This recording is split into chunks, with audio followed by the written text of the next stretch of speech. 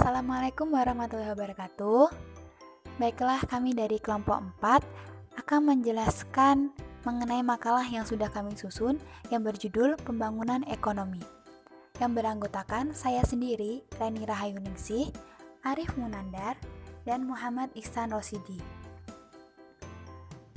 Langsung saja, pembahasan yang pertama akan dijelaskan oleh saya sendiri dengan judul Pembangunan Ekonomi Islam. Ahli sejarah sebetulnya sudah lama mengamati perbedaan dalam tingkat pembangunan ekonomi di antara bangsa-bangsa di dunia. Beberapa teori lama menekankan pada faktor iklim dan mengatakan bahwa semua negara-negara maju berada pada daerah beriklim sedang.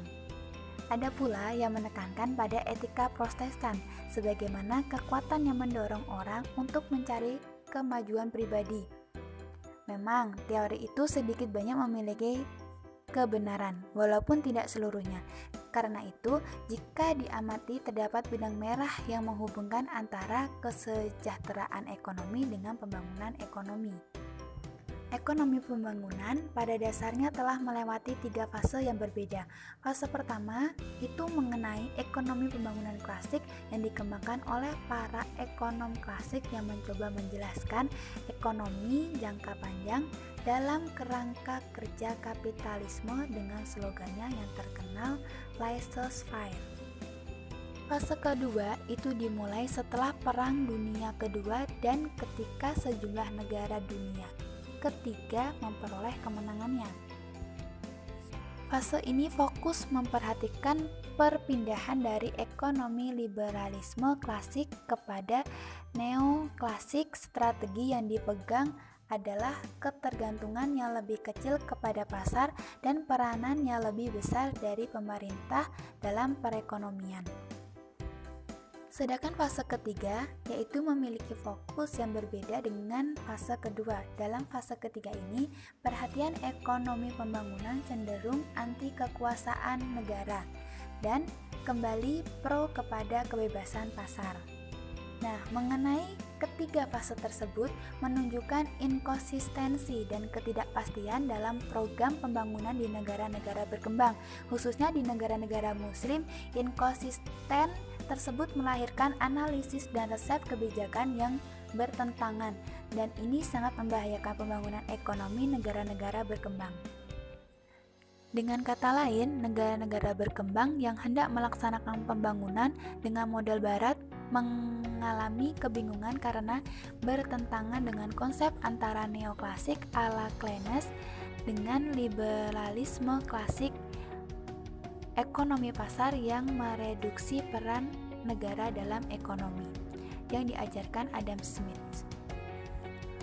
Kebingungan dari negara-negara berkembang itu juga dipengaruhi oleh konsep-konsep pembangunan dari negara-negara yang menerapkan sistem sosialis. Karena itu, maka tugas yang dihadapi negara berkembang sangat rumit. Mereka tidak hanya harus mengembangkan ekonomi dengan cara yang tepat dengan tingkat efisien dan keadilan yang tinggi dalam penggunaan sumber daya, tetapi juga harus mengubah ketidakseimbangan pembangunan yang ditimbulkan oleh resep yang salah itu. Walau demikian, harus diakui bahwa pertumbuhan ekonomi yang telah berlangsung beberapa tahun lalu dan sampai saat ini berlangsung juga banyak memberikan kontribusi dalam menciptakan keajaiban-keajaiban ekonomi. Kekuatan pertumbuhan ekonomi untuk mentransformasi masyarakat dari kemiskinan menuju kemakmuran yang tidak dapat dipungkiri. Selanjutnya mengenai prinsip-prinsip umum pembangunan ekonomi dalam Islam. Negara yang menganut sistem kapitalis akan berusaha untuk memperkuat ekonominya dengan memungut pajak dan penghasilan lainnya termasuk biaya birokrasi. Islam sebagai agama rahmat bagi segenap manusia dan alam akan memperkuat pembangunan ekonominya dengan berbagai usaha dan penghasilan yang halal. Demikian pula dalam penanganan kemiskinan, pengangguran, dan kesenjangan dilakukan dengan cara yang diperbolehkan dalam syariat Islam. Khusus pada hal-hal yang belum diperbolehkan petunjuk pelaksanaannya, maka pemerintah dan pelaku usaha beristihad dalam koridor akidah syariah, dan akhlak mulia. Karena kaidah pokok adalah segala usaha manusia menyakup pembangunan duniawi yang tidak ada larangannya. Hukumnya boleh, sebab itu siapapun yang menjadi pelaku pembangunan atau pelaku ekonomi memiliki kebebasan berinovasi dan kreasi sepanjang tidak ada larangan dengan prinsip-prinsip dan landasan antara lain. 1. Kepemilikan. Menurut Adi, kepemilikan dalam pembangunan ekonomi perspektif Islam dibagi menjadi 3 macam, yaitu 1. Kepemilikan individu, dihargai dan dihormati semua orang sehingga siapapun merasa aman dan nyaman. Yang kedua, kepemilikan umum. Al-Quran memberi warning sebagaimana disebutkan dalam Quran surat Abbas ayat 8 dengan maksud dalam menyikapi anugerah Allah, manusia wajib mensyukurinya sebagai pemilik bersama untuk semuanya. Selanjutnya yaitu kepemilikan negara, yaitu sumber-sumber pendapatan negara adalah untuk negara. Negaralah yang mengatur pemanfaatannya untuk keperluan keamanan dan ketertiban negara, termasuk fasilitas dan infrastruktur lainnya. Yang kedua itu menghidupkan tanah mati. Salah satu ciri negara sedang berkembang dan negara tertinggal atau miskin adalah kepemilikan faktor produksi yang sangat timpang antara kelompok pendapatan tinggi dan kelompok pendapatan rendah. Konsep ekonomi Islam terdapat tanah mati atau lahan terlantar menjadi tanggung jawab pemiliknya. Ada 2 tanggung jawab pemilik lahan, dibebaskan pada fardu kifayah dan fardu ain. Artinya bahwa pemilik lahan petani akan dituntut dan pada pengadilan Tuhan dan bertanggung jawab terhadap hak pemiliknya. Solusinya adalah mencari dan memberikan hak sepenuhnya kepada orang lain untuk memiliki dan menggarap lahan, sehingga memperoleh manfaat sebesar-besarnya demi kemakmuran bersama, bukan musakoh dan muzaroah. Kedua, pemilik lahan tidur berkewajiban mengeluarkan zakat atau denda kepada negara disebabkan lahan yang tidak difungsikan. Praktek ini berlangsung pada masa Nabi di Madinah dan kemudian dilanjutkan oleh para sahabat sesudahnya. Yang ketiga, pengelolaan sumber daya liar. Pengelolaan sumber daya liar itu adalah bagian dari sumber pendapatan masyarakat, karena 4/5 dari bumi ini adalah air dan laut, sehingga sumber daya liar yang paling banyak terdapat di laut dan di air. Kedua sumber tersebut dengan segala kekayaan yang terkandung merupakan sumber pendapatan yang layak untuk kesejahteraan rakyat. Dengan tetap menjaga dan memelihara sumber tersebut sehingga kerusakan darat dan laut dapat diminimalisir sedemikian rupa untuk kelangsungan dan keseimbangan bumi. Baiklah, cukup sekian penjelasan dari saya. Selanjutnya akan disampaikan oleh rekan saya, yaitu Muhammad Ihsan Rosidi. Waktu dan tempat dipersilahkan. Assalamualaikum warahmatullahi wabarakatuh. Saya Ihsan Rosidi akan melanjutkan materi dari kelompok kami mengenai sistem ekonomi kapitalis atau Barat. Sistem ekonomi kapitalis diartikan sebagai suatu sistem yang mampu memberikan kebebasan yang besar untuk setiap pelaku ekonomi guna melakukan berbagai kegiatan yang terbaik untuk kepentingan pribadi atas sumber daya ekonomi ataupun berbagai faktor lainnya. Sistem ekonomi ini memiliki kebebasan pada tiap individu untuk mempunyai sumber daya seperti kompetisi antar tiap orang untuk memenuhi kebutuhan hidupnya. Persaingan yang dilakukan antar badan usaha dalam sistem ekonomi kapitalis adalah setiap individu berhak mendapatkan imbalan atas performa dan prestasi kerjanya. Adam Smith dalam bukunya yang berjudul An Inquiry, The Nature and Cause of the Wealth of Nation menambahkan bahwa setiap orang dikehendaki atas kebebasannya dalam bekerja dan berusaha dalam persaingan yang sempurna dengan tanpa campur tangan pihak pemerintah. Sistem ekonomi barat atau kapitalis memiliki berbagai pilar yang digunakan, diantaranya 1. Hak milik swasta atau private property. Lembaga ini adalah elemen utama dari sistem ekonomi kapitalis. Yang kedua, dipimpin dari jarak jauh oleh orang lain atau the invisible hand. Berbagai prinsip ini menyatakan bahwa untuk bisa mencapai berbagai hak terbaik untuk bermasyarakat. Yang ketiga, individualisme ekonomi. Yang dimaksud di sini adalah tiadanya intervensi pemerintah yang menimbulkan individualisme ekonomi dan juga kebebasan ekonomi. Yang keempat, persaingan pasar bebas atau free market competition. Persaingan akan terjadi antara para penjual yang memiliki produk serupa, antar pembeli yang sama-sama menginginkan produk serupa, antar pekerja untuk mendapatkan pekerjaannya, antar majikan untuk bisa mendapatkan pekerja berkualitas, serta antar pembeli dan penyedia sumber daya guna mendapatkan berbagai keuntungan yang besar. Berikut adalah kelebihan dan kekurangan ekonomi kapitalis atau barat. 1. Kelebihan ekonomi barat atau kapitalis. A. Meyakini bahwa kebebasan ekonomi akan membuat masyarakat berpeluang banyak untuk memenuhi semua kebutuhannya. B. Persaingan yang terjadi akan mewujudkan produksi dan tingkat harga yang wajar. C. Para ahli beranggapan bahwa hasil keuntungan yang banyak adalah tujuan yang baik karena merupakan tujuan yang sebanding dengan yang dikerjakan. 2. Kelemahan ekonomi kapitalis atau barat. A. Persaingan yang bebas akan menimbulkan banyak keburukan dalam masyarakat jika kapasitas kerjanya terganggu. B.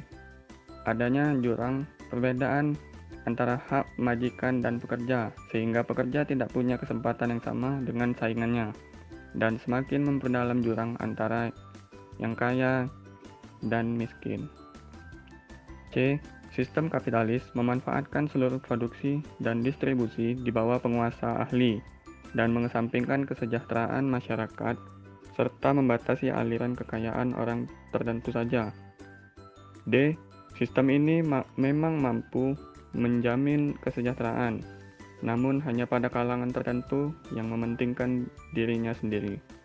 Baiklah, hanya itu materi yang dapat saya sampaikan. Lebih dan kurangnya saya mohon maaf. Selanjutnya akan dilanjutkan oleh rekan saya, yaitu Arif Munandar. Kepada Arif, saya persilakan. Ya, baiklah. Sebelumnya, Assalamualaikum warahmatullahi wabarakatuh. Di sini saya akan melanjutkan penjelasan dari saudara M. Ihsan Rosidi, yaitu mengenai sistem ekonomi di Indonesia. Nah, seperti dikemukakan oleh Parthadireja tahun 1983, sebagian besar negara-negara sedang berkembang, termasuk Indonesia, menganut sistem ekonomi campuran, pemilikan swasta dan negara atas alat-alat produksi yang berdampingan, serta pemilikan kelompok persekutuan adat. Sistem perekonomian yang diterapkan oleh Indonesia adalah sistem perekonomian Pancasila, yang mana turut campurnya pemerintah dalam kehidupan ekonomi. Dapat dilihat ketentuan pada ayat 2 dan 3, pasal 33 Undang-Undang 1945. Dalam dokumen GBHN pada masa Orde Baru, sistem ekonomi Indonesia dinamakan sebagai demokrasi ekonomi yang memiliki ciri-ciri positif sebagai berikut. Yang pertama, ada perekonomian disusun sebagai usaha bersama berdasarkan atas asas kekeluargaan. Nah, yang kedua, ada cabang-cabang produksi yang penting bagi negara dan memenuhi hajat hidup orang banyak dikuasai oleh negara. Yang ketiga, ada bumi dan air dan kekayaan alam yang terkandung di dalamnya dikuasai oleh negara dan dipergunakan untuk sebesar-besarnya kemakmuran rakyat. Yang keempat, ada sumber-sumber kekayaan dan keuangan negara digunakan dengan permufakatan lembaga-lembaga perwakilan rakyat serta pengawasan terhadap kebijakannya ada pada lembaga-lembaga perwakilan rakyat pula. Nah, yang kelima, ada warga negara memiliki kebebasan dalam memilih pekerjaan yang dikehendaki serta mempunyai hak akan pekerjaan dan kehidupan yang layak. Yang keenam, ada hak milik perorangan diakui sedangkan pemanfaatannya tidak boleh bertentangan dengan kepentingan masyarakat. Nah, yang ketujuh, ada potensi, inisiatif, dan daya kreasi setiap warga negara dikembangkan sepenuhnya dalam batas-batas yang tidak merugikan kepentingan umum.